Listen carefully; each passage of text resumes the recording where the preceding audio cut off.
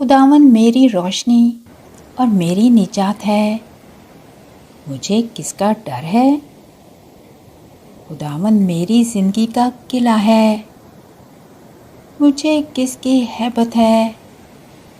جب بدکار مجھے کھاڑ ڈالنے کے لیے مجھ پر چڑھ آئیں گے، جب میرے دشمن اور میرے مخالف مجھ پر حملہ کریں گے تو وہ ٹھوکر کھا کر گر پڑیں گے۔ خواہ لشکر میرا محاصرہ کر لے، میرا دل نہ گھبرائے گا۔ خواہ میرے خلاف جنگ چھڑ جائے، تب بھی میں خاطر جمع رکھوں گا۔ میں نے خداوند سے ایک درخواست کی ہے، میں یہ چاہتا ہوں کہ عمر بھر میں خداوند کے گھر میں رہوں، خداوند کا جمال دیکھتا رہوں اور اسے اس کے مقدس میں ڈھونڈتا رہوں، کیونکہ مصیبت کے دن وہ مجھے اپنے مسکن میں محفوظ رکھے گا۔ وہ مجھے اپنے خیمے میں پناہ دے کر چھپائے رکھے گا اور مجھے چٹان پر چڑھا دے گا۔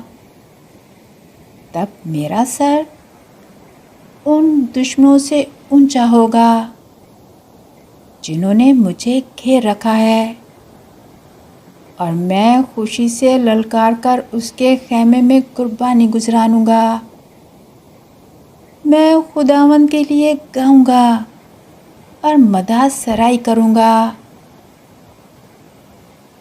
اے خداوند، میری آواز سن، میں پکارتا ہوں، مجھ پر رحم فرما اور مجھے جواب دے۔